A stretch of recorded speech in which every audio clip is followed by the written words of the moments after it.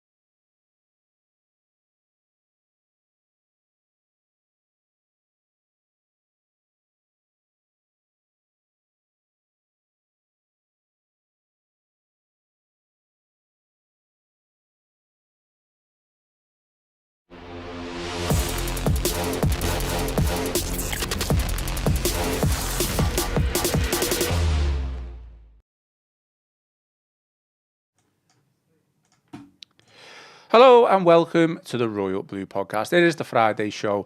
It is August the 15th. We are live on the Royal Blue YouTube channel and I am your host, Ian Croll. Joining me in the Royal Blue studio today to talk all things Everton, we have Gav Buckland. How are things, Gav? All good? All right, yeah. I've just crawled down the strand to get here, know, because the top of Old Hall Street is shut. Yeah, it's been, many people who don't go that way into town will not understand how difficult it's been. Yeah. So that's my excuse for starting 15 minutes late today, No, we're all good. We are a little bit late, but as I'm sure our audience won't mind a little bit as long as we deliver, which we tend to do. That's the risk, isn't it? That's the risk. Premier League is back today. Yeah. It always feels like the summer, especially when there's no international tournaments, that it drags a little bit, and it probably did, but lo and behold, it's back already, the Premier League. Yeah, another season, Yeah, it's interesting. Friday. I don't like the Friday night start. I don't like that. I could just about tolerate a Saturday start at 12:30. No, I like the Friday start. Really, just gives you something to watch. I mean, I know it's Liverpool, but Liverpool, Bournemouth, but I probably will switch over. Go on. Only Everton player to score the first Premier League goal of the season. Oh, say that again. The only Everton player to score the first Premier League goal of the season. Out of every 20 clubs. Team, yeah. Oh God, don't know. I don't want to leave dead air. Peter Beagrie at Southampton in 1993. Was it? Yeah, absolutely. Wow. Be a bit mad if it happened this season. I don't think it is, but it's just say it's 3 months, but it flies over. Put that question out on your socials, on your Twitter. It's a good one, that. But it's interesting, isn't it? Just 3 months, it just flies over. I mean, and this is football all year round now, and it's a 12-month sport. I mean, I'm old enough to remember the days that football coverage stopped sort of after the European Cup final. The end of May, and you never saw football in the press till probably the 3rd or 4th week in July. You know, it was just cricket, golf, all that type of stuff. Now football is just a 24/7, 365 day business, isn't it? Absolutely. And it doesn't stop, and I think that's problematical, isn't it? As we said on the pod, you know. I think for Everton fans, I'm not speaking for everyone, but certainly for myself, over the last couple of seasons, when the season's ended, it's always been a welcome break. Yeah. Let's face it, the season always hasn't ended great. I think with the end of the last season, we can call it last season now, we obviously had everything with regards to Goodison, but then we've all been looking forward to the new stadium, so I think everyone's just been so eager for the season to start because of that reason. And also as well, on the pitch we're a lot more optimistic than what we've been in previous summers, haven't we? Some are. Really, some are, yeah. We'll come to that in a minute. But, you know, we're in a far better place, haven't we? When was the last time, do you think, we went into a summer, when, I know, I'm going against prediction tellers here, went into the start of the season with this much optimism? What year? Silver's first year, possibly? I'm discounting COVID because that didn't count. Yeah, would you say Silver's first year, possibly? Maybe mid-season. You're talking about mid-season. Obviously, the arrival of Angelotti, maybe as well. Oh, one of the worst managerial appointments. No, obviously, in hindsight. I said that on the Royal Blue podcast. I just can't understand why we got him. I just hope it's not blind hope, as we'll come on to prediction-wise. Yeah, you've got to be measured, haven't you? Yeah. It was interesting to hear the one on the Guardian weekly podcast this week who said he had Everton down for relegation. Who's this? 19th place, Barry Glendenning. And he's all right, Barry, as if I know him. Well, Barry's normally good value, but he had Everton down for 19th. Do you think a lot of pundits and journalists who are in the sport and football world like to just cause a bit of a storm? And well, we're part of that world, aren't we? I think my predictions are measured, to be honest. Yeah. Well, I think the Royal Blue podcast measured. I think we are. I'm not picking us up here, by the way. Just an observation. I think we are balanced. Our Liverpool writers were fuming because Chris Waddle for the BBC had Liverpool down in 4th. Did he? Yeah. So, but he's Newcastle, isn't he? Yeah, Newcastle, Tottenham. So I don't know whether there's a little bit of possibly. Maybe if you had Newcastle 4th, but yeah. Did you see that, by the way? All the 32 writers contributed to the BBC, or had the same 4 clubs in the top 4, some different order. I think I've only seen Phil McNulty's. I think he had Everton 12th, was it? Yeah, 12th or 13th. I've seen most people have got Everton 12th or 13th. All right, well, we will come on to predictions, but Everton are set to play Leeds United on Monday night in the season opener. We will preview that and also discuss the latest transfer news and rumours. I know Gav is also desperate to speak about Jack Grealish. Yes. So yes. And Tyler Dibling. We are going to come on to that. Think. And as mentioned, throughout today's podcast, we're not just going to leave it in one segment. We're going to do something a little bit different. So we're going to discuss and talk about things, but as we go on, we're going to drop our predictions in. I hope you can remember what you put down to me. I can't, but I'm sure I'll remind you. Yeah. So we are going to give our Everton and 2025-26 season predictions. So all that and more. You know what else we want more of, Gav? Well, more information on our official sponsor, NordVPN. NordVPN, yes, I've listened to the previous podcast. So, NordVPN are our official sponsors of the Royal Blue podcast. You can sign up today via the link in the podcast and YouTube description. You can get a whole range of benefits from the promo code. Benefits of NordVPN. The plan include having access to the fastest VPN in the world, no buffering, no lagging while streaming, and stops your ISP bandwidth throttling. You can also switch your virtual location, allowing you to save money by buying and purchasing flights, hotels, subscriptions from other countries at a cheaper price. And we all know, Gav, you love a good holiday. You're going to take advantage. I do love a good holiday. I'm just thinking about in future years when Everton are on the European trips, buying flights. Yeah, absolutely. When we're playing in Europa League finals, yeah, absolutely. These types of things are essential in the modern era, aren't they? This type of stuff. It's worlds away what we used to have. Remember the old telephone line? Yeah. That. Exactly. Wait about half an hour. I used to phone somebody up on the landline, says the call. What was it? The call. There is no, you're waiting. Please stay on the line. Probably a little bit because they were on the internet. It's only 20 years ago. Huh? Is it? Yeah, maybe. When you're on dial-up. Yeah. Well, just want to apologise for our spiel and talking about our sponsor, but we've got to give it a good plug. Absolutely. Obviously keeping the podcast going and stuff like that. So I'm sure you can appreciate that we do try to make it a little bit fun rather than just bounce. Well, I don't want to read out a script. No. You've got to have a bit of context, haven't you? Yeah, I'm going to read out a script right now. Yeah. So to get the best discount off your NordVPN plan, go to nordvpn.com/EFC. Our link will also give you 4 extra months on a 2-year plan. So there's no risk with Nord's 30-day money-back guarantee.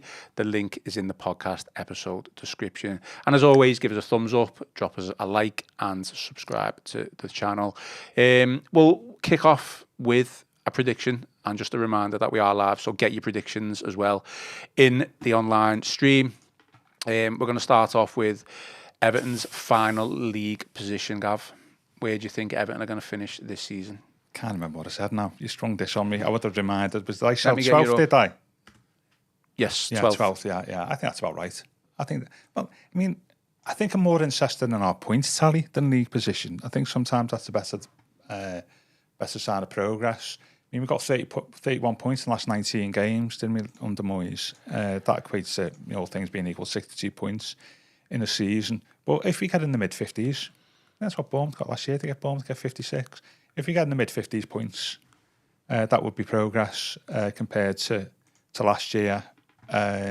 What did we get last year? Was it 48? Was it 49? I can't remember. Yeah, something like that. Yeah. If you get around 56, 57 points, I think that's what I'm aiming for, rather than a place in the league. And that will get us, I think, in 48. Yeah. And we finished 13th. Yeah. So, So 12th. Do you foresee finishing 12th from 13th, going at one place? Is that enough if we progression? get with the higher points total, but I'm probably looking at it a little bit too negative, maybe a little bit. I think we've got capacity to get higher than that. Yeah. Because you've got. There's teams that were populating that area above us in the table last year. We know where they are, like Bournemouth, Palace, Brentford. They finished above us, didn't they? Fulham last year. Forest. And Forest even. And some of them in Europe, some of them have changed manager. Some of them have not, like Fulham, not bought anybody, have they, over the summer? And whether they are in as good a place now what they were 12 months ago is a moot point. So a lot of this is about how you think other teams are going to do. Yeah. And the other thing about predictions is we've got another 2 or 3 weeks before the end of the transfer window, haven't we? We don't know what's going to happen. So Bournemouth have sold half their team, haven't they? I would imagine they're going to be making a few sales in the next, a few buys in the next few weeks. So in some respects, you're coming at it a little bit blind, aren't you? But yeah, if we get mid-50s points, and if that gets us to 10 to 12, something like that, I think that'd be fine with that. I've gone with 9th. Yeah. I've tried to be optimistic and kind of concur with what you're saying. I think, don't get me wrong, we've added a couple of decent additions. I think there's still a lot of work to be done. So the 9th is based on the fact that I think we are still going to sign a couple of players, but it also is looking at other teams, rival teams, and seeing what they've done, seeing what they haven't done. I don't think Tottenham, I don't think United are going to have as bad a season in the league. Did we finish we finished above them last year, did we? Yeah. So it is a case of seeing how they do. But I do think the teams that you are going to have to try and target, Palace, they could be on the verge of losing Gehi, Eze.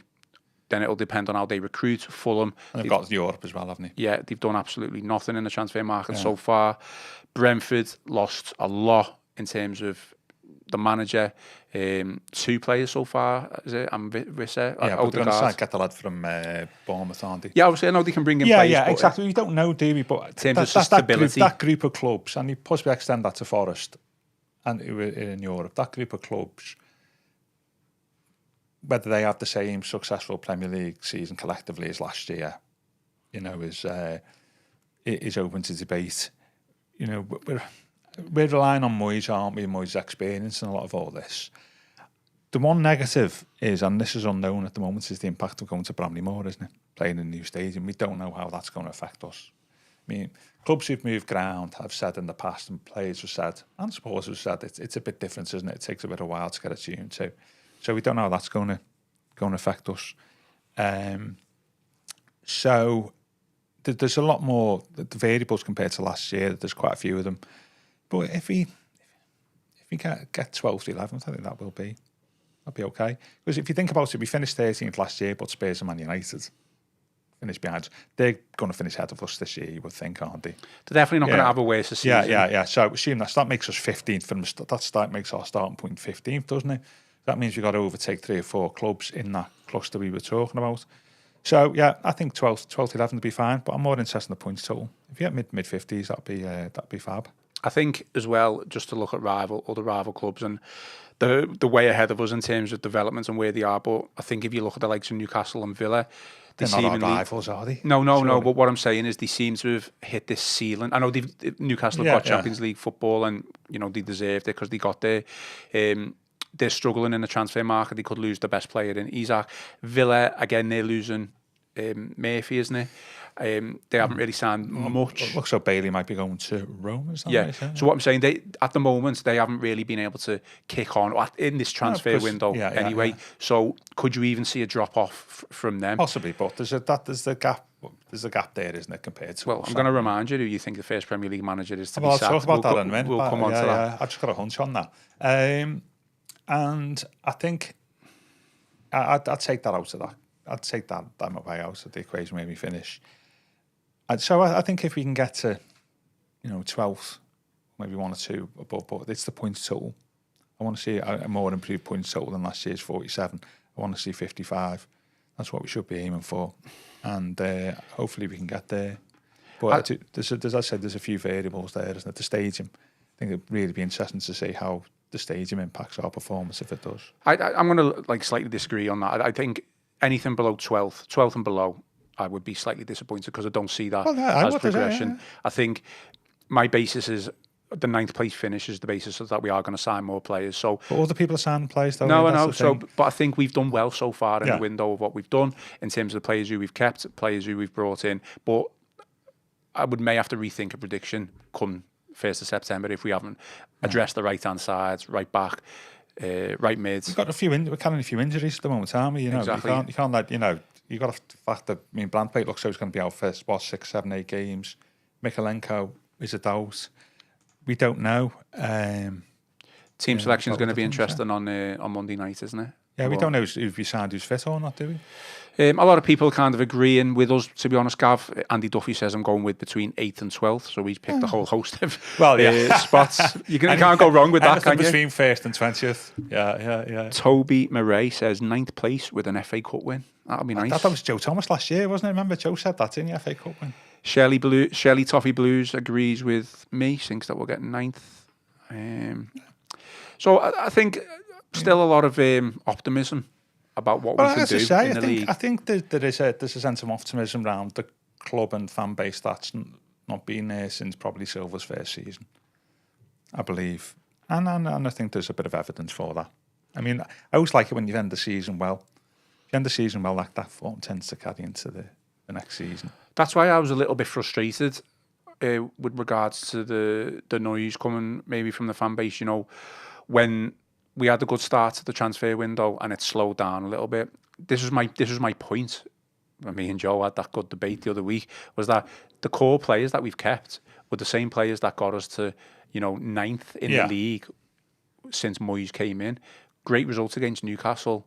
I know we had that poor April, but we played like, what was it, 5, 6 of the top 6? Yeah. Whatever we it was. finished strongly, didn't we? We finished very strongly. Played well and we at kept Newcastle, virtually every single one of those players. Other than Decore, I don't even think you can include Calvert-Lewin in that because he didn't play under Moyes barely, did he? No, has he gone to Leeds, by the way? Or is that still up? Don't think it's been confirmed, but you know, we could pop up on Monday night. Is it midday, the deadline today for Monday? Oh yeah, it's a good show. I believe so. So we might not even be able to if it's not He confirmed. might get, you know, keep an eye. It's actually midday now, isn't it, according to my watch? Is it not 24 hours before the first game? I read somewhere. Someone confirmed that for us. Isn't it the weekend? No, isn't it? To be fair, it's got. You don't have an advantage if you're playing of a Monday that you can sign players later.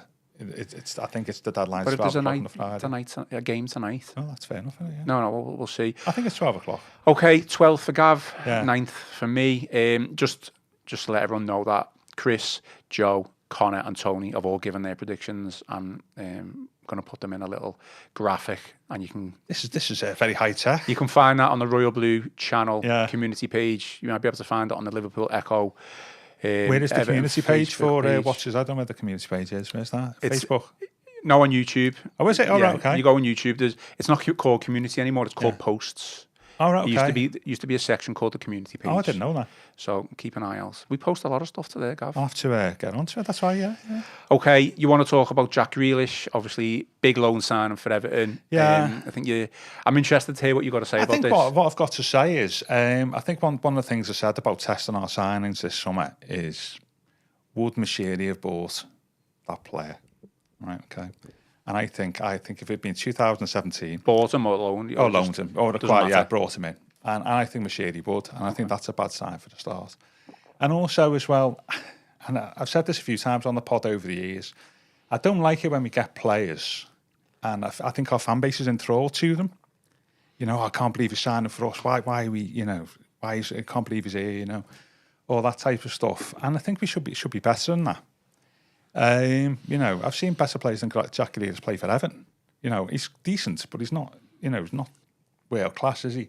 At the moment, he's had 10. Worth £100 million at one point, though. Yeah, but that was like 5 years ago. And well, he was worth £100 million now, is a new point, isn't it? He's made 10 Premier League starts in 2 years. And I think, you know, similar signings to that over the last 10, 20 years. Go back to 2000 when they brought Ferguson back, when they signed Gascoigne, Samuel Eto'o, Wayne Rooney when he come back in 2017, James, Ancelotti as manager. And we appear to be enthralled to them. We can't believe that he signed for us. And with a bigger, you know, it's making us sound like we're a smaller club than what we actually are. And I don't like that. We're a big club. And but we sign him because we can pay whatever his wages are, £250,000 a week. And that always irritates me, for want of a better phrase. Can I just jump in? Is it not a big player going to a big club? Is that not how you see it, though? No, it's not. But is he a big player? He was a big player in 2023, but he's a big player now. As I say, 10 Premier League starts in 2 years. If it was Jack Grealish in 2023, I'd have a different perspective on it. Why is he falling out of favour then? Well, ask Pep that. There's probably a number of reasons. I mean, Doku's been playing ahead of him, and Doku's no great shape. I was going to say, he hasn't really been setting the world right. He flatters to deceive. So, I mean, there's obviously stories about off the field. And to man, 12 million's a lot of money. 12 million is also a lot of money to get a player in who is occupying a space that are probably our best outfield players also occupying in terms of their role, i.e. wide left. Do you not think he's going to play number 10? Well, but I think that's right, but he's not played number 10 at City, has he? He played like that role at Aston Villa. So where he played is probably his best football. Well, yeah, but he's younger then, isn't he? He's 29. I'm not a fan of, and there's lots of evidence for this, particularly with Everton, of buying players who are in their late 20s and early 30s from a bigger club. Because, and we've done that so many times over the last 20 years and invariably got our fingers burnt where we spent a lot of money and not got a lot of end results. And let's face it, people like Schneiderlin, Walcott, it's been the odd one, Gaz Barry from City, a whole host of Man United players on loan and stuff. And if you look at it in that context, I think I'm not expecting it that it's going to be like the joyous show that people are saying. And I think we need to look at it with some caution. I'd be also annoyed if we don't get Dibling when we spend, because we're arguing over £5 million when we're spending £12 million on Grealish. So there's all sorts of things there that I'm not happy with. And I hate that being enthralled to somebody, somebody who comes into the club as if we're smaller than them. I don't disagree with you on that sense. Yeah, and that's. I mean, I've seen the entire championship winning midfield and 85 far better players than Jack Grealish. So we've had great players play for the club, and I don't like that. And people just see a big name is great, but actually when you look at the underlying story, the narrative around him, that's not the case. And I think we could spend £12 million better elsewhere, like getting Dibling over the line. And on that basis, I don't think it works for me, given his age as well, his age profile. There's a reason why City want to get rid of him, isn't it? That being said, that's one side of the coin. I'm glad there's another side. The other side I was worried for the comments for you. Yeah, no, absolutely. Listen, I'm quite happy to discuss. The other side of the coin is he's 29. You could say he's only made 10 Premier League starts in 2 years. Well, the other side of the coin is that he's going to come here when he's got plenty of energy. He's like Wayne came here when he was 32, didn't he? 31. Rodriguez the same. So, he's got something to prove to Pep. They've got a World Cup coming up. I also think that you look at his personality, you get the impression if he became the main man at Everton, that would actually suit him. He'd thrive on that. I'm also placing a lot of trust in Moyes to be on his case. I'm assuming Moyes has approved it. So if Moyes has approved it, he obviously thinks he can work with them. So as much as I can say, in the first part of that conversation, yeah, I wouldn't have bought him. I got him on loan. But I can see why, you can see why they're saying there's an attractiveness to get him into the club. If you want my opinion, I think it'll be good for about 2 or 3 months. I'm going to say, I get him for come in, and then I think it'll drift after that. But that's my opinion. On the base that we've signed quite a few players in Grealish's position from bigger clubs in the past, and it's never worked for big money. We've ended up spaffing out a load of money. But there are exceptions to that. I'm hoping that Jack is an exception, because I still don't get why we've spent that money when we've got NJ there. I think that's. I don't think he's going to play on the left, though, Gav. I genuinely don't. I think he's going to be brought in as the number 10. Yeah, but is he the Moyes number 10? We've spoken about in the past that he like, say, a box, somebody who rushes into the box, your Decore's, your Kales, your Souceks, who's not. At West Ham, he likes them type of number 10s. But we haven't got a striker at the club now who is going to play or that's going to suit that type of number 10 partnership, is it? Well, Barry played as a double to it, didn't he, at Villarreal? But I know it's a strange sign for me in many respects. It's not one I would have made personally, but as I say, if Moyes thinks he can make it work, I'm trusting Moyes here, you know, to make it work. I think it's a low risk. I know he's spending still a lot of money for 12 months. Because it's a loan, yeah. It's a low risk loan deal, because if it doesn't work out, then he just goes back. He's going to add a lot of creativity to the team. He's going to provide an option. Don't get me wrong, I'm not suggesting he needs to play on the right, but if need be, he can play across that, you know, we've got a few like that, haven't we? Yeah. Do you not think, though, Gav, listen, he's got to deliver on the pitch. It's still £12 million, a lot of money. Do you not think that Moyes signing off on this, because we've had struggles in bringing in the type of quality that we want to bring in, rather than just bringing in players for numbers? Do you not think there's a train of thought where Moyes has thought we just need to get a big name in and think get him over the line, as in Grealish, and that might bring a couple more in? Listen, I don't like players look at it. I think that's way overrated. I don't like the belief. The Hollywood signing type of thing. I don't like the marquee signing either. I'd rather you build a team around, you know, players who are going to bring like quality. I don't need players like that. Exactly. I think Dewsbury Hall is a player that fits into the NGI category. You know, look, all he can do is try and deliver on the pitch, isn't it? Yeah. The other thing, there's a couple of things to say here. You know, a couple of things. I'm moaning that we've not got enough players between 24 and 29. So we've signed the players 24, 29. So that's good. It's not like it's a Rooney, like where he's early 30s, or an Eto, Rodriguez, absolutely. James. So there's slightly. I'm not comparing them as a player to them. I'm comparing them to how fans look at them as if they're some sort of messiahs that's come down to save us. You know. The other thing as well, which is slightly, which can affect dressing rooms, is you know, I would imagine there won't be many Premier League clubs, or there might be. None spring to mind where one player's on twice as much money as the rest of the squad. Sometimes that can disturb the equilibrium. Yeah, so it can be a weird dynamic, can't it? Yeah, absolutely. So if you're playing the squad, you say, we want you to deliver, you want twice as much money as me. I've seen Everton's squads fall apart, i.e. under Colin Harvey, when that's happened. That's so well known, there's that. So yeah, I understand why people, you know, we've had a lot of bad times, Everton fans, and we know that, and I appreciate why you'd appreciate the signing, but I'm not, as I say, I'm not necessarily a fan of being enthralled to a signing. Everton Football Club are bigger than that. But I wouldn't have done it. But how can I say? You can argue a case for he'll succeed there, but I'm not so sure. What I am going to be disappointed about, and I said this the other week, is that it looks like we're going to miss out on the signing of James McAtee. Well, that's the other side of the coin, isn't it? I can see both of your sides. I'm all for the Grealish sign, and I do think he will deliver. Yeah. I think he'll add the creativity that we haven't had. Listen, don't get me wrong, he's had a tough year or two at City, but I think he's fallen out of favour for a number of reasons. Not because he hasn't been able to deliver quality for City. There's always off the pitch stuff, isn't it, Grealish? Oh, by the way, he's a top lad. Everybody, you know, he's an absolute top, and he's the type of person, a club of Everton's sort of culture. You know, we won some fan engagement award this week, haven't we? Which is good. You know, he fits into that. I get that, but from a purely finance/footballing perspective, I don't agree with it.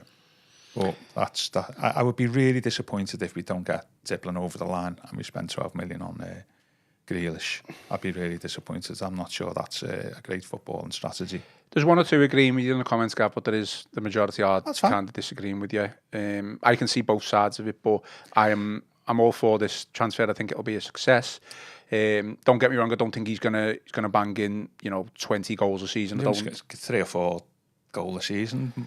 But I think he's going to add a lot more to the team than just the goals and assists as well. I mean, the ability to get up the pitch quicker, win free kicks, and that's where we're going to have to and that's take one advantage of that. Pep's attraction, wasn't it? But that's 3 or 4 years ago, isn't it? I'm not so sure.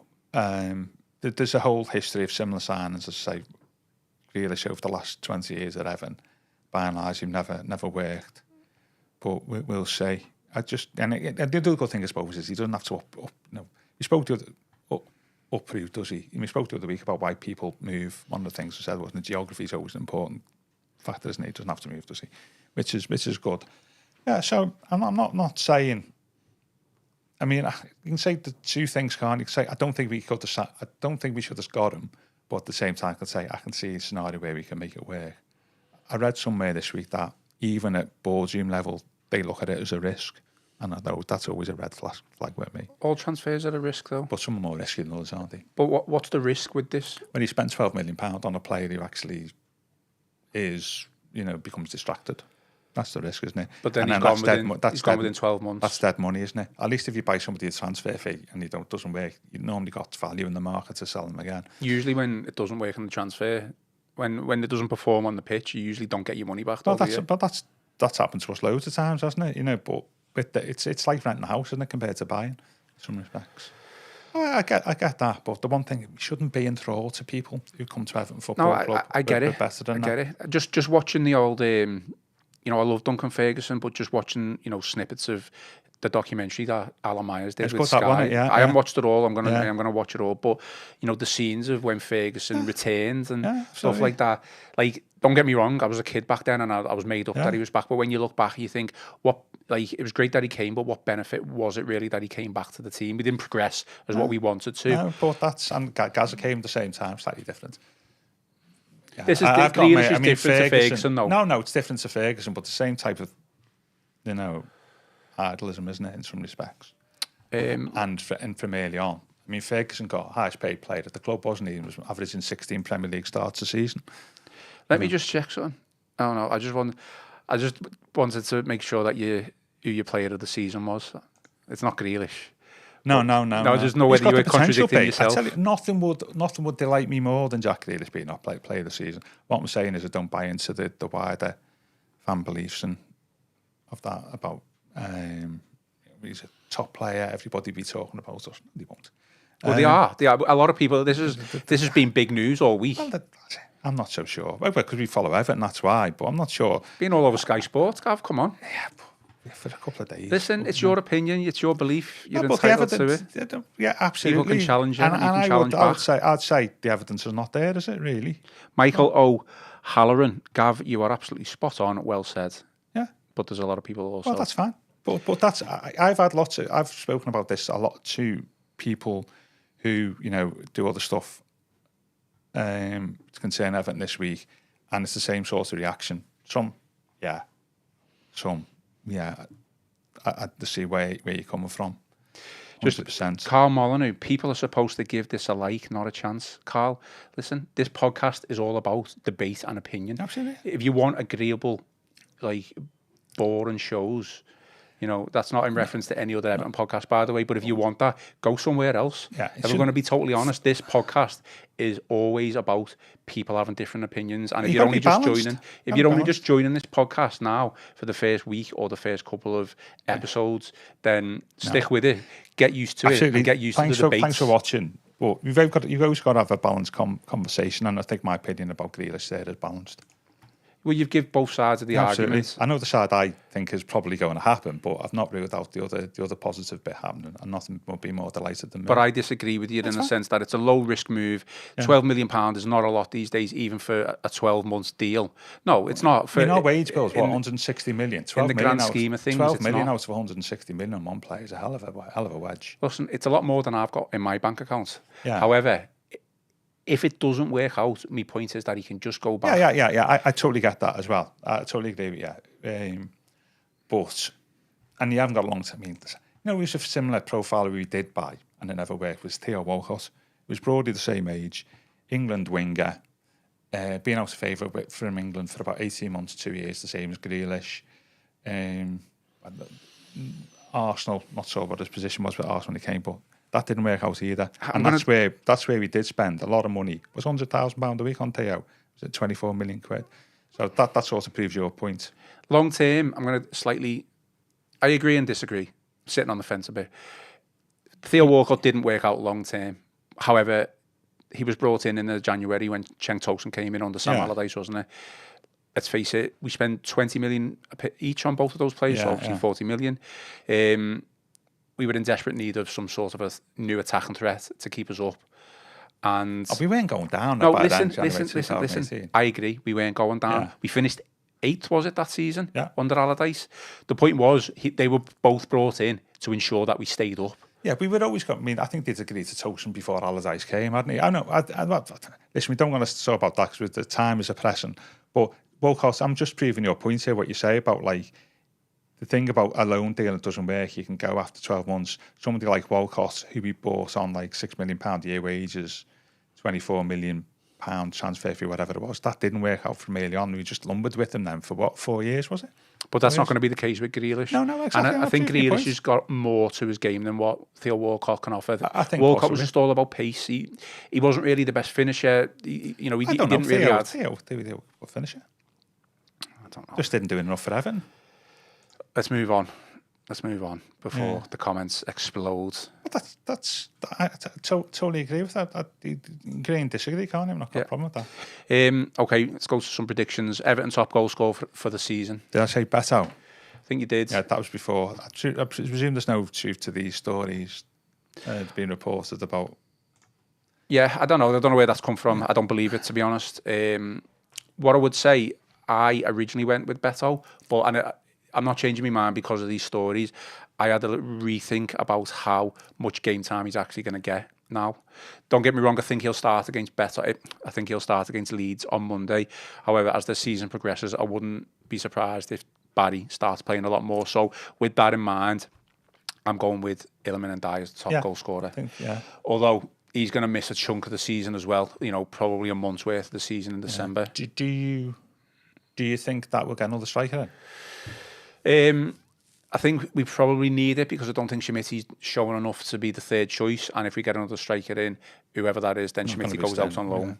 Yeah, I think that's a wise move. That Barry and Beto will get a certain amount of game time each. It opens opens it for somebody else. I mean, Valencia still be on pens, I would imagine. That's right. That's what I mean. I think in Dye will he's going to play more than Beto. That's why I've changed my mind. Yeah, and funnily enough, for a winger, but it's just the way football is at this moment in time. He didn't get any assists, so it was creativity-wise. But that's why you say that's where the argument for Grealish is, isn't it? When they say like, him and NJ occupied the same space, they are like two different type of players, aren't they?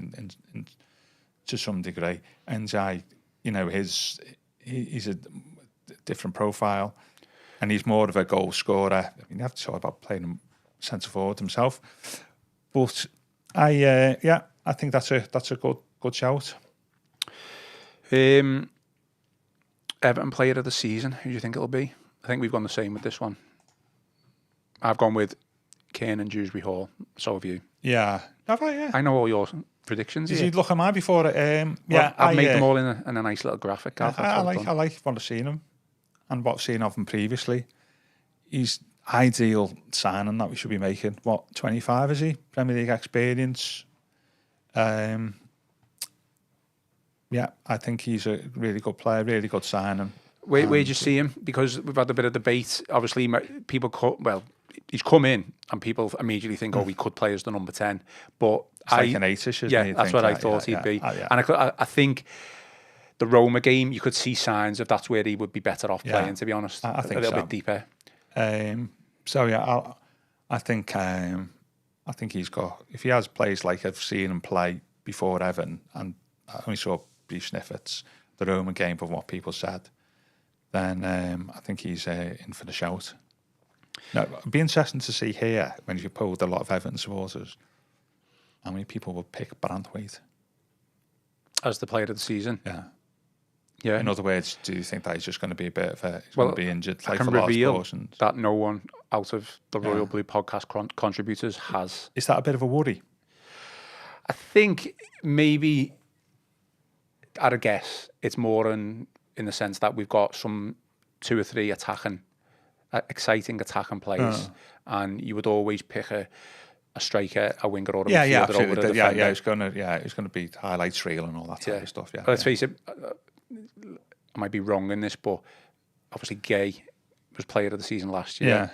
I'm sure Pickford's won it. I'm sure Tarkowski won it like the past couple of seasons as well. Branthwaite got Young Player of the Year, didn't he? Yeah. So that's just where Everton are at this moment in time in terms of the attacking players maybe not getting as much recognition because they haven't been scoring goals or providing assists, whereas the defence is, has been under the cosh under a lot of games, but they're...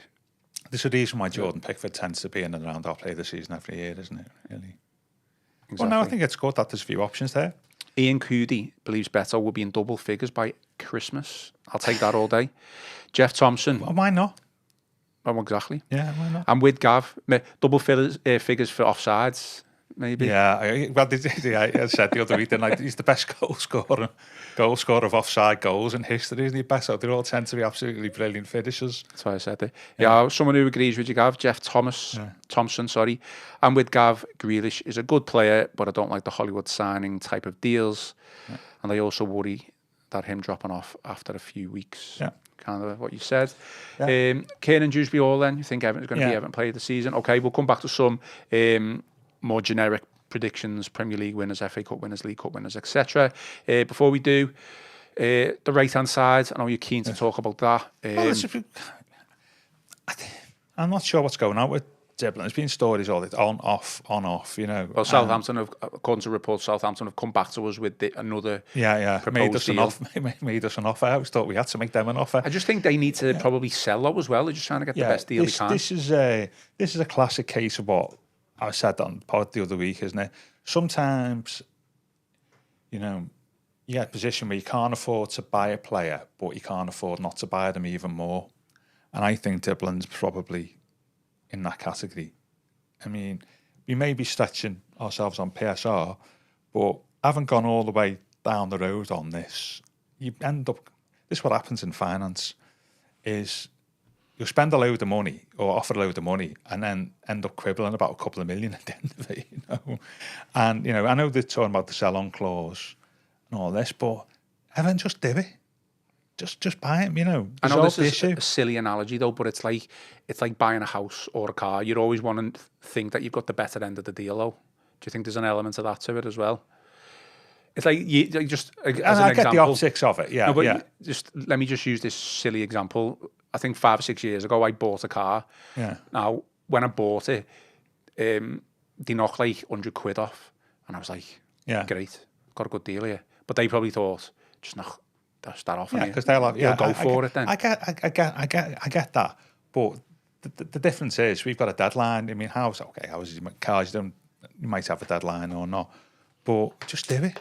If you're that interested and you're prepared to have a conversation with Southampton, which I presume is going on 3 or 4 weeks at least, just pay the money. What's the money though, Gav? Because let's face it, here's me being negative now, and I'm not, because I'm all for Dibling, but he is a player who is just potential. His stats and numbers, statistical output hasn't been great.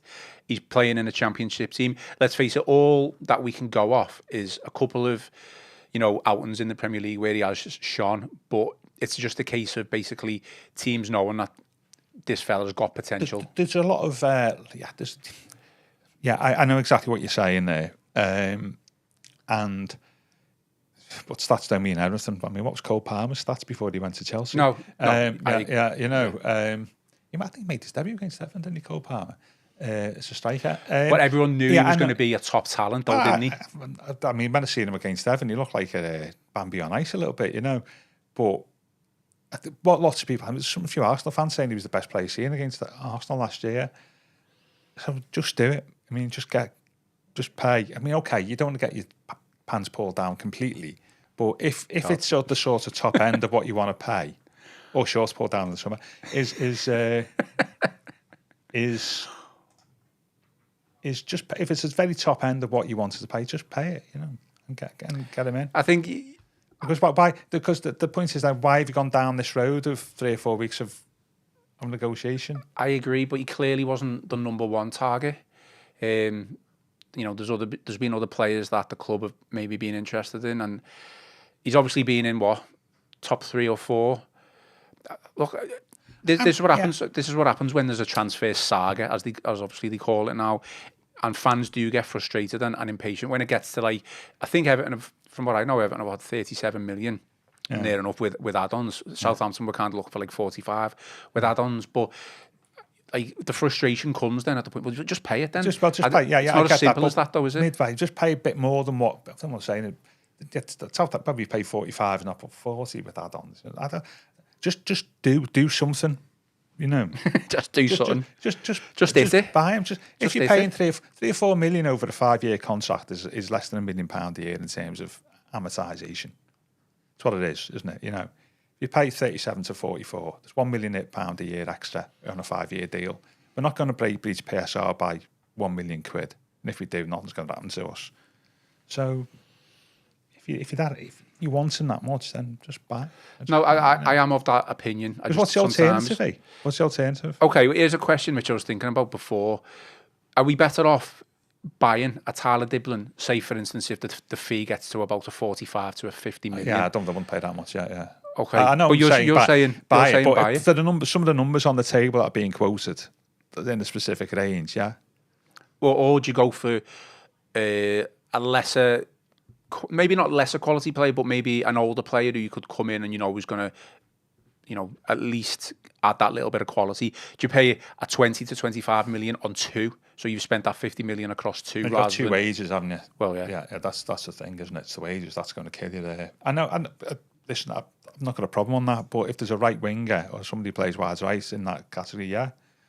But just haven't gone down this road so long. Just do it. I think what it's not a concern as such, but at the moment there's obviously other teams that are interested in Tyler Dibling, but they're not really coming in for an offer. One, because they probably don't need, you say like a Spurs or a Villa, or I'm just using examples. I'm not saying they're interested in him, but they know that Tyler Dibling, his contract's up in 2 years, so they would be happy to let him stay. Absolutely, But he can stay at Southampton for another year. Yeah. Southampton could easily come back up, and then they're in even more of a sticky situation because, okay, they're in the Premier League, but they've got a 19-year-old who's the potential to be a world beater, but they need to sell him for a drop-down fee because within 12 months he could go. And it's worse, in a way, if they end up back in the Premier League, because he could just stay for another 12 months at a Premier League club and just go for a huge amount of money 12 months later on a Bosman. Well, personally speaking, for them, that's what I mean. That doesn't tend to happen at players that age. When he's 29, you've got to look at like 2 or 3 years down the line. Yeah, I wouldn't. You know, he needs to be at a team, but a team that's level with his talents. You know, that reflect his talent. But he's only 19. He's not going to get in the England squad this year, is he? Let's face it. There's too many players ahead of him. He might have a chance if he comes to Everton. But what I'm saying is, I know he's seemingly not in the right frame of mind at the moment, as the Southampton manager has said. That's why he's not been playing. That's a transfer window statement, that, isn't it? Not in the right frame of mind. He could be patient if he wanted to. He could see the next 12 months. He could play for Southampton this season, and still his reckoning, his stock could go up even higher. It could rise, and then Southampton could end up in the Premier League. And then he's got 12 months left on his deal. He could even be more patient there as well. I don't really think of it. If you got his talent and people outside the Southampton acknowledge that he's a great talent, then you don't stay in the Championship, do you? Let's go for him. I think let's pay the money. Okay, let's race through these quick because we're 50 minutes in and we've still got a lot to get through, to be honest. Premier League winners. Can you remember? I said Arsenal, didn't I? They've got to do it this year, haven't they? Now or never. Well, they bought well, haven't they? Guikeres, Branthwaite, never say his name. Madueke. Zubimendi. Odegaard. Great player. Yeah, they've strengthened. Decent midfield. Zubimendi, Rice, Odegaard. That's the type of ones that win your titles. Do you think it'll be a lot more open this season? What, the title? Rather than just one team racing away with it. Yeah. I've gone with Manchester City. I think they'll bounce back, and I don't want to say it's a strange load of purchases though, Guardiola, hasn't he? You know, when you look at the age profile of them and their experience compared to the players who's buying between 2016 and 2019-20. We just mentioned Grealish. I mean, Haaland cost a lot of money. It was 45 million, but what was the agent's fee? Allegedly 50 million quid or something. Haaland and Grealish were big money signings, weren't they? So it's a bit of a gamble, isn't it, from Pep? I just wonder about how much. I'll probably, come back and hit me, but I wonder how much he's got left in the tank, management-wise, Pep. Yeah. He's been doing that management fair job for a point. long time. And There's obviously Liverpool, and I think Chelsea will make a bit of a go of it as well. they've obviously got the charges hanging over them, City as well. The charges, I tell you, I'm allowed to do this because I host it, but if the charges come in a negative aspect for City, I'm going to change my prediction, just so you know. That's very good. Yeah, that's right. Yeah. So, yeah. Okay. So, yeah. FA Cup winners. Who did I say? Man U? You said Man City. Did I? Man City, yeah. One of them, yeah. I think City, yeah. I just can't see City. I can't see City or Chelsea doing anything. I said I've said Chelsea for FA Cup. Yeah, I think the other thing as well, you got City and Chelsea. They played, and City to a lesser extent, how the Club World Cup affects the season, start of the season. Something we've not really seen before at club level. I know they had World Cups in the past, but yeah, I mean, they could hit the ground running and then drop off mid to end of the season as well. Yeah, absolutely. So I think that's another variable, isn't it? Really. Yeah. Did I say City FA Cup? Yeah. City FA Cup. You think you want to change your mind on that now? No. I couldn't. Who knows? League Cup winners. Who did I say the League Cup?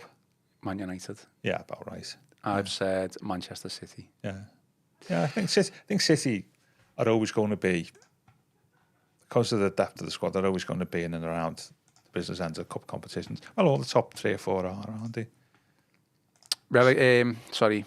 Relegated teams, yeah, following on from the League Cup. It must contractually oblige. You see Richard Masters' statement this morning, was it yesterday? We want a more competitive relegation fight next year.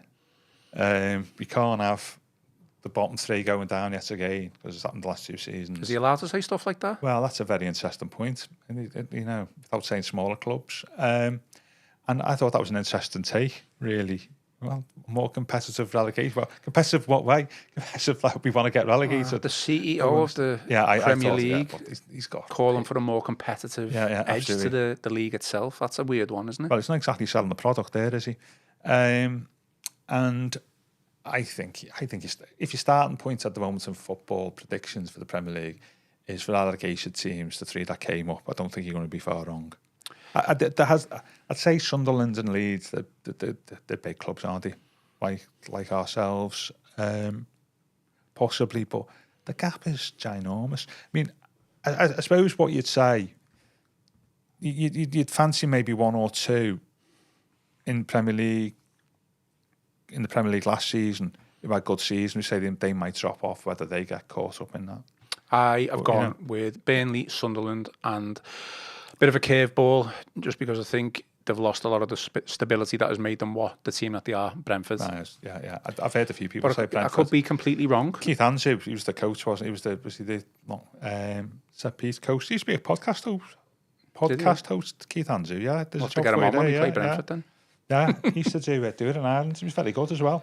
Yes, they are. I think Fulham might struggle, to be fair. You just look at teams of what they've done in the summer, where they've lost, where they've strengthened, and Fulham have done nothing. I think also as well. I know we had a good start, but Wolves finished the season off well, and when you look at, you always look at that. I think they'll be fine. Yeah, I actually, for everything that what's his name? Isn't that the manager's name? Can't remember his name now. He obviously nearly came to us, didn't he? I actually think Pereira. Vitor Pereira. Yeah, that's the one. I actually think he's probably a good manager. He is, yeah. I think there may be. He knows what he's doing. Yeah. But you've got to stay up. You're probably looking for 34 points to stay up. In other words, to finish 17th. You got to get 34 points. Can you see any of the bottom 3? The teams coming off from the Championship getting 34 points. It's a big ask, isn't it? Big ask. What's the next one? I'd be delighted if Leeds stay up, because they're a big club. Great club, Leeds.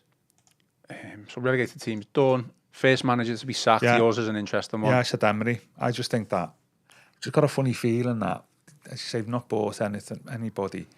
I just felt that at the end of last season, they didn't get in the Champions League, did they? That's what I mean about hitting the ceiling. Yeah. And they haven't.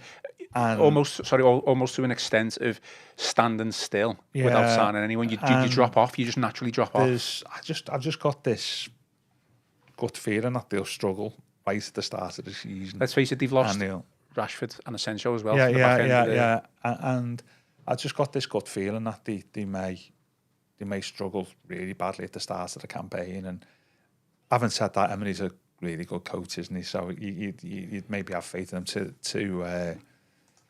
see it out. I mean, the other one there is whether one of the promoted teams. I mean, can you see Dice going back to Burnley at some point? Yeah, you can always never say never in football, do you? Is that an inevitable managerial move this season? Well, I'll tell you where he'd probably like to go, and it's my first Premier League manager to be sacked. I was torn between Potter at West Ham and Farke at Leeds, and I've gone with Daniel Farke, purely for the fact that he's been relegated every single time, hasn't he? He's been in the Premier League. So lots of managers, No, it's fair enough. But Leeds were, I don't know how true this was, so obviously just reports, Leeds were thinking about, replacing him in the summer, which I think would have been a travesty for him. I don't think that would have been fair. But I think they'll be looking at it closely to see how quickly or slowly the Leeds start. Potter might just start very slowly. Well, yeah, obviously. I think Potter will probably be just given a little bit more time at West Ham because he's only just come in. I just think Farke is almost he hasn't got a gun to his head already, but a slow start for Leeds, and I don't think the Leeds hierarchy will have any issues in pulling the bullets on that.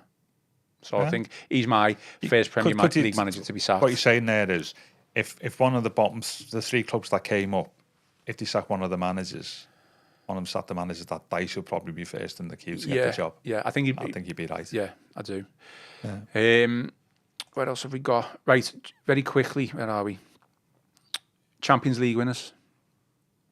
I'd start the conversation at PSG and end it at PSG. I'm going to go with Barcelona.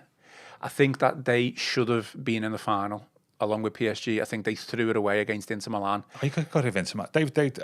They two the best games I've ever seen. Yeah, it's fantastic. Absolutely incredible games. But the first half in the second leg, Inter was tremendous, and then they just dropped off, and Barca just came back. I don't know how they didn't win that game.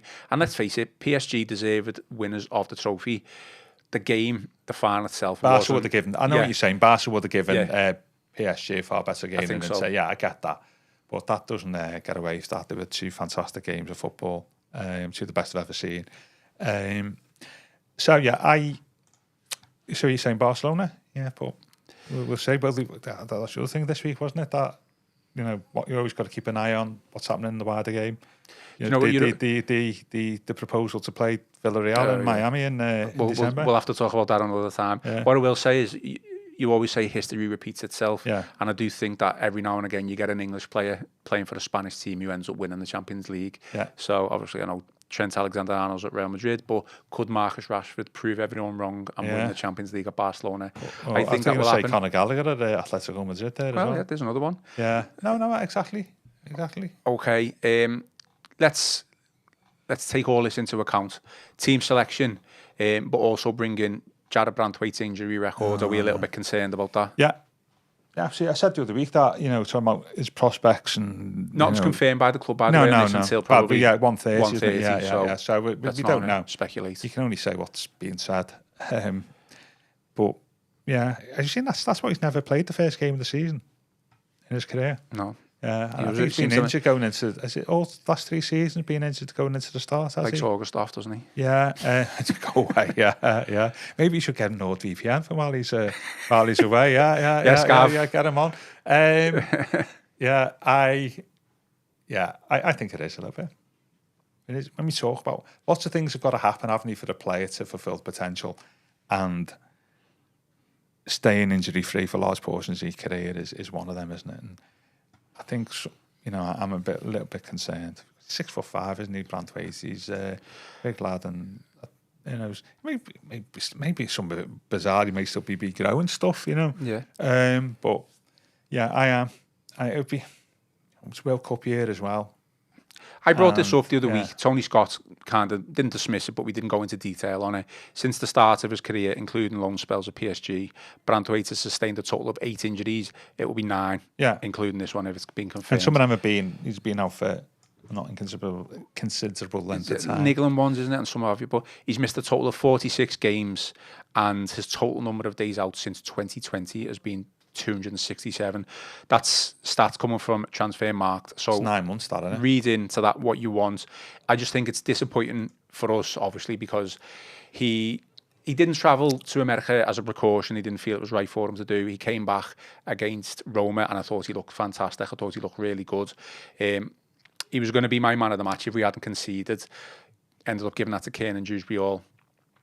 So it's just disappointing that we're, after the week that we've had, you know, getting Grealish in, getting Dewsbury in, that we then have to have a setback.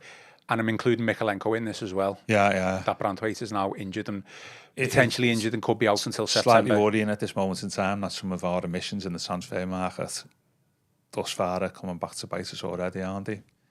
Yeah, I think there's key areas that have been addressed, but then there's other areas where you think... What we're doing at right back. And okay, well, let's finish off with team selection and predictions. What are you going to do? Think you might play back three on Monday? I'm going to be honest with you, I have come well prepared. I've got this in front of me. So I can't even remember our squad is, who've we transferred out and who haven't. Go with yours. I've got 4 options.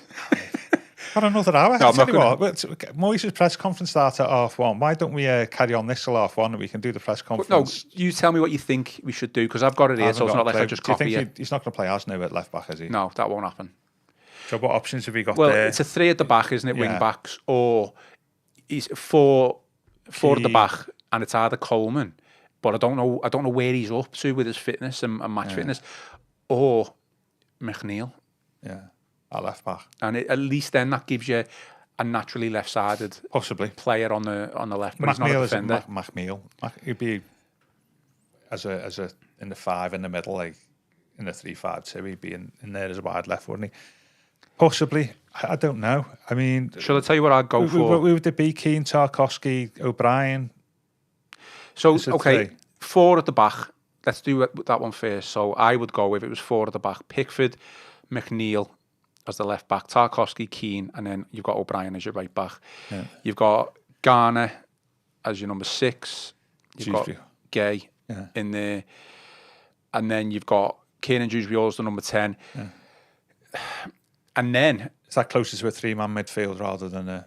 It's just the normal formation. You've got. You say Dewsbury plays more of an 8. No, I know, but play a flatter midfield. What I'm saying is for this game, Leeds, and then you've got Ndai. Either left or right. So he's in, and Ndai's in. And I don't know where Grealish is up to with regards to his fitness. So it's either going to be... assume he's not playing. Assume he's not playing. Yeah. Well, then it's Alcaraz then, isn't it? It's Alcaraz. And then I will go with Beto as the main striker for this one. So we're a little bit light there, aren't we? I mean, what do you think McNeil... Oh, no. I think McNeil's shoots us a little bit. A few rumblings this week, hasn't it? Yeah. I think he's certainly lost out a little bit. Penny for Alcaraz's thoughts, by the way. I think he'll be fine. A lot of people saying he's going to be a squad player. I don't think you can argue with that to an extent, but a lot of the positive things from last season, the back end of last season, came when Alcaraz was in the team.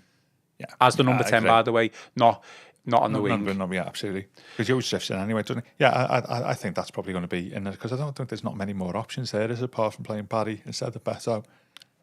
For me, Moyes needs to address, because we're not going to get a right winger in now before the Leeds game, are we? So we need to address the imbalance, which was clearly obvious against Roma anyway. Yeah. So for me, Leeds and I starts on the right, and then you can put Grealish on the left. But if Grealish was fit, if he was fit, if he's not fit, then it's Ndai on the left, Alcaraz on the right. But then you've got the imbalance. Are you saying that you would always play as a 3, Gay, Garner, and Dewsbury Hall? No, I think as the season moves along, and you play Dewsbury Hall probably with Garner, Gay, and Garner or Gay are going to drop out. One of them are going to drop out. For me, anyway, in my opinion. Yeah, I think you might want to save Garner, Gay's legs, possibly.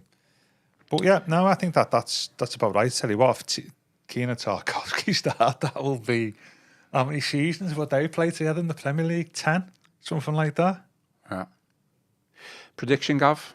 Everton don't usually fare well in August. They don't fare well against Leeds on the opening day, by the way. I think perspective, Leeds have just come up, so fair enough, but this is going to be a tough game, certainly under the lights at Elland Road. I mean, there's a reason why Sky picked it, isn't it? Of course it is. That we will be, the narrative will all be about Leeds, and we'll be the sacrificial lambs as good time football comes back to Elland Road. You know, and I can see why you'd want to do that. It's a new story, isn't it?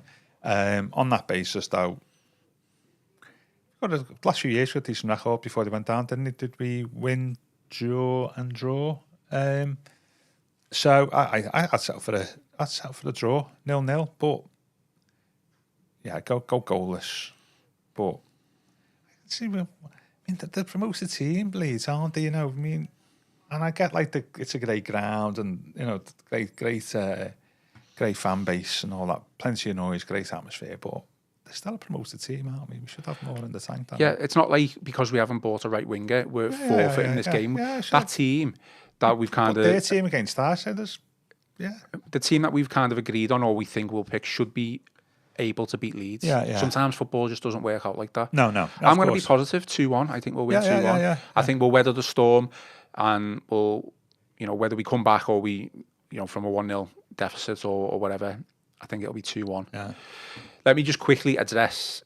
A lot of people think we've been negative on the podcast. Well, what's negative? What do you mean? I always have this. Well, what is the definition of negative? I know. Let me address what I think. You have given a balanced argument of signing Jack Grealish for and against. Yeah.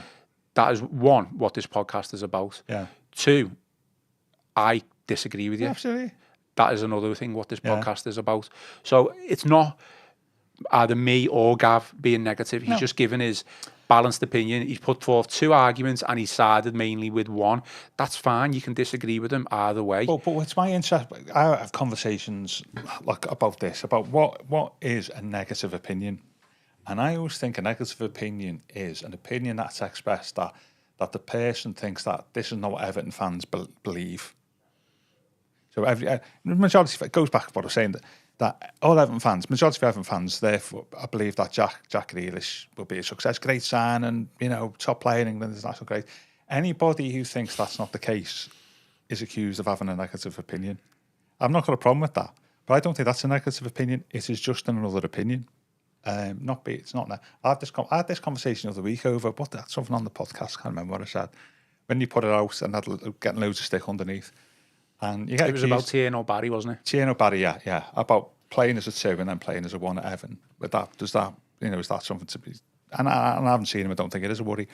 But people say negative opinion, but they think a negative opinion is, and I'm not. And thanks to everybody for watching and listening. It's great stuff, and it's totally entitled to your opinion as well.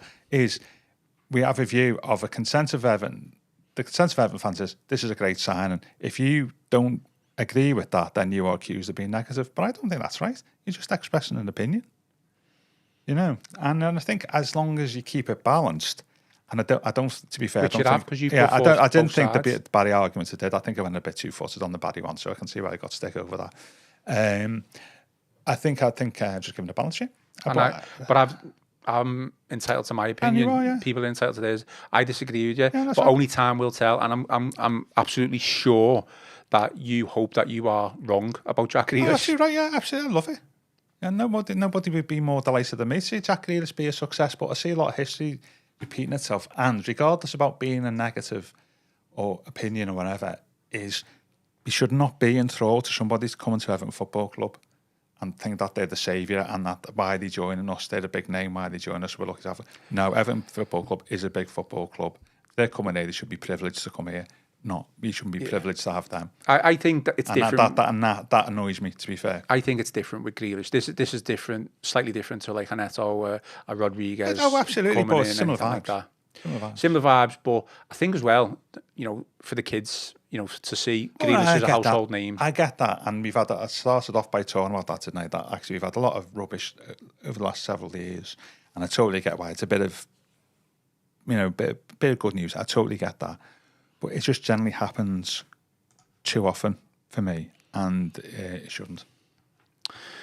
Well, we've gone on and well. I'm not the only person who believes that. Oh, well, you're obviously not, because there's people agreeing with you in the comments, and there'll be people agreeing with you who listen on Apple Podcasts and Spotify as well. But that, again, without repeating myself, is the beauty of what we try to do. That's right, on this podcast. Yeah.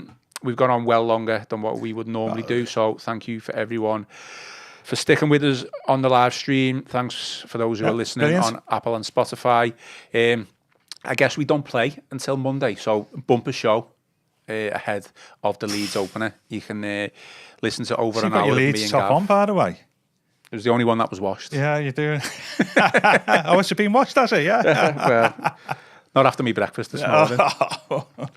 Yeah, I was wondering what was in your beard. Okay, final thoughts then? Final thoughts? No, just thanks everybody for listening, and all comments are appreciated. Okay, final thoughts before we go. Hope you have a great season. Yeah. And I hope you all enjoyed the first season of Bramley Moor. Absolutely. It's not many times you see a first season at a stadium, is it? If you're an Everton supporter. No. My final thought is we are back next week to react to I'm not Leeds. saying I'm old. I work with somebody whose dad's remembered them playing at Anfield. Wow. Yeah.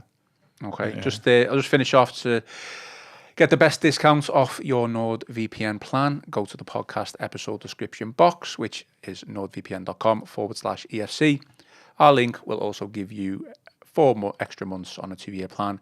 There's no risk with Nord's 30-day money-back guarantee. I always say at the end, get on board with Nord. We are back next week, and that is all for today's show. Remember to give us a like and subscribe to the show. Drop us some 5-star reviews on Apple and Spotify. Most importantly, enjoy the rest of your day. Enjoy your weekend. I've been Ian Croll with Gav Buckland, and this has been the Royal Blue Podcast.